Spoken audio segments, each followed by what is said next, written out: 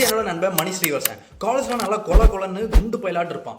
College முடிஞ்சதுக்கப்புறம் இப்படியே போனால் சரியாவது, நம்ம வாழ்க்கையை நம்ம மாற்றணும் அப்படின்னு சொல்லிட்டு ஒரு நல்ல ஜிம்ல ஜாயின் பண்ணுறேன். நான் நல்ல டயட் வந்து மெயின்டைன் பண்ண ஸ்டார்ட் பண்ணுறான். ஒரு டிரான்ஸ்மிஷன் ஜர்னியில் அவன் ரொம்ப சீரியஸாக இறங்கி 30 நாள் டே இன் அண்ட் டே அவுட் சீரியஸாக பண்ணுறான். நல்ல வெயிட் லாஸ் ஒரு 1-2 கிலோ ஆகுது. எனக்கு ரொம்ப சந்தோஷம். ஆனால் சுற்றி இருக்கவங்களும் அவனை பார்த்து சொல்கிறாங்க, டே என்னடா ஒரு மாதம் 30 நாள் மாங்குன்னு வெயிட் எல்லாம் தூக்கி டயட்லாம் மெயின்டைன் பண்ணிட்டு எங்களே மாதிரி இருக்க, ஒரு வெயிட் கூட குறையாம, இதுக்கெல்லாம் சும்மாவே இருந்துக்கலாமா அப்படின்னு சொல்லும்போது மணிக்கு யோசனை வருது. இவங்க சொல்கிற உண்மைதானோ, அப்போ நம்ம எதுக்கு இவ்வளோ கஷ்டப்பட்டு சாதாரணமாகவே இருந்துட்டு போவோம் அப்படின்னு அவன் வந்து திங்க் பண்ணலாம். பட் இல்லை, மணி என்ன பண்ணான்னா, எனக்கு தெரியும் 1-2 கிலோ கம்மியாகுனா அது 20 கிலோ கம்மியாகும், 30 கிலோ கம்மியாகும், அதனால நான் இதை பண்ணுவேன் அப்படின்னு சொல்லிட்டு கண்டினியூ பண்ணுறான்.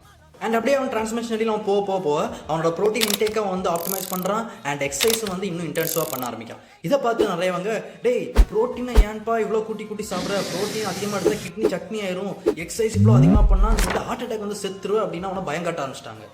மணி நாலேஜபிள், அவனுக்கு தெரியும் இதெல்லாம் ஃபாலோ பண்ணால் இந்த பிரச்சனைகள்லாம் தடுக்க முடியும் அப்படின்னு. இந்த பெனிஃபிட்ஸை ரியலைஸ் பண்ணால மணி அவன் ஃப்ரெண்டை வந்து எக்ஸசைஸ் பண்ண கூப்பிட்றான். ஆனால் வந்து சொல்கிறான், போட கொண்டு போயில, நான் அவனோட 20-25 கிலோ கம்மியாக இருக்கேன், நீ தான் இதெல்லாம் தூக்கி பண்ணுவேன், இதுக்கெல்லாம் எனக்கு டைமில் அப்படின்னு சொல்லி போயிடலாம்.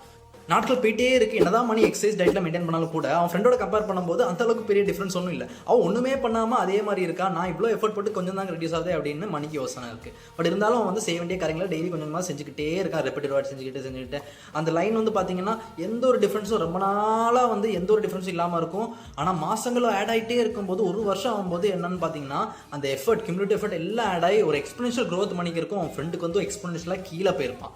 மணி ஒரு ஃபிட்டான வேறு லெவலில் ஒரு பாடி கிரியேட் பண்ணி இன்னும் பெட்டர் ஃபிசிக்கு எய்ம் பண்ணிட்டு இருக்கான். அவன் ஃப்ரெண்டு வந்து இப்போ மணியோட 20-25 கிலோ அதிகமாயிட்டான். மணியோட ஜர்னியில் நம்ம 2 விஷயங்கள் கற்றுக்கணும். ஒன்று, எப்போவுமே நம்மளோட கம்மியாக பண்ணுறவங்க அட்வைஸ்ன்ற பேரில் நம்மளை கீழே எழுத்து விட பார்ப்பாங்க. 2வது, the power of compound effect. நீங்கள் என்னதான் டெய்லி பண்ணுற காரியங்கள் இன்சிக்னிஃபிகண்டாக உங்களுக்கு தோணாலும் கூட நீங்கள் அதை வந்து தொடர்ச்சியாக ரொம்ப நாள் பண்ணிகிட்டே இருக்கும்போது ரொம்ப சின்ன காரியங்கள் உங்களுக்கு பெரிய ரிசல்ட் வந்து உங்களுக்கு கொண்டு வரும். இந்த 2 பிரின்சிபல் ஃபாலோ பண்ணி தான் இன்னைக்கு மணி ஸ்ரீவர்சன் அவனோட ஃபிசிக்கல் டிரான்ஸ்ஃபர்மேஷன் மூலமாக நிறையவங்களை இன்னைக்கு வந்து இன்ஸ்பயர் பண்ணிட்டு இருக்கான். என்னோட நண்பன் மணி ஸ்ரீவர்சன் மாதிரி இருக்கு.